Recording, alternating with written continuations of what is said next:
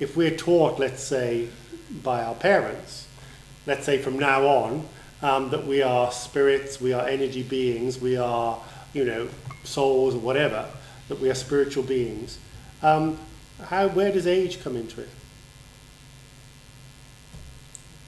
There's no room for age. There's no room for age, is it? No, but the only room for age is that it's just like when you have a car. You know, you can be aware that your car is aging, and after a few years it needs an MOT, and you know, it needs certain more attention as it's older in order to kind of keep it functioning. And there's nothing wrong with being aware that this body which you're in is being affected by the forces of time. Yeah. However, you know, how time affects your body is connected back into how we use our consciousness, because all the anxieties, all the traumas, all the troubles feed back into the process of how Kala or time manipulates the energy and the memory of our cells and actually manipulates them. And if we are constantly in anxiety, if we're constantly miserable, the aging process just seems to multiply in when the cells are reproduced and replacing themselves. And you can see, you know, it becomes very obvious who's had a tough life. Yeah. Because anxiety and all those other things, the fear and the phobia and the stresses, as we know, actually create those, if you like, aging chemicals and processes to kick in. But let's think of it another way. The other thing about aging is, right, it becomes self-fulfilling.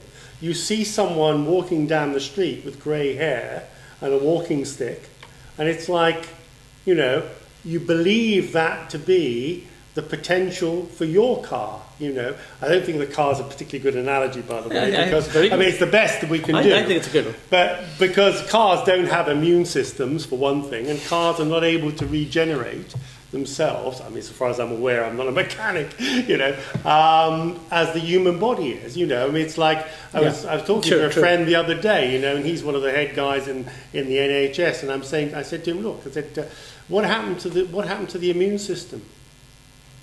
You know, we all have this incredible immune system, you know, and he was telling me about the record numbers of people going into hospitals, A&E and all the rest of it. Okay, A&E is slightly different, but, you know, even now the proportion of people going to their GPs, hospitals, so on and so forth, is, you know, leaving aside all these sort of flus and epidemics, so-called, you know, is the stats are really high. And I said to him, what happened to the body's immune system? You know. And his answer?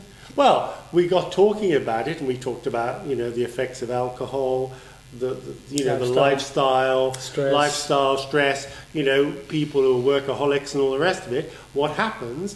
Those things, I mean, I'm not a medical doctor, but as I understand it, those things, you know, do undermine the efficacy of the immune system. Yeah.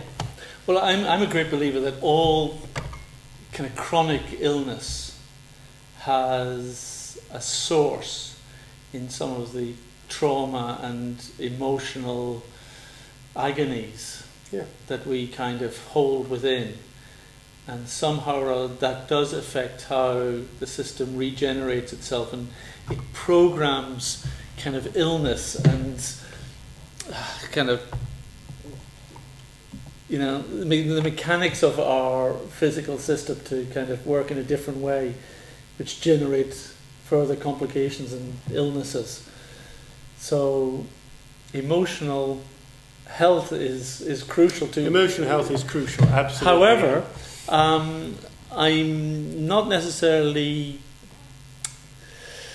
satisfied that many of the processes that people undergo to deal with trauma and, you know, deeply held kind of, you know, agonies and real trouble in their lives. I don't know if those processes are good enough to really root them out. Give us an example. Well, I mean, I know people who, you know, believe that perhaps certain cancer or something might have manifested within their system as a result of holding on to some, deep traumatic experience and the effects of that from their childhood.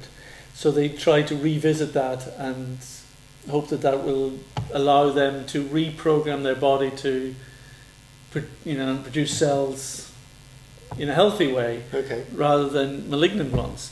And I'm not sure that the processes that are often engaged in that are deep enough to really attack it. One sense, I've got to applaud the approach, and I think there is a truth in that approach. Yeah.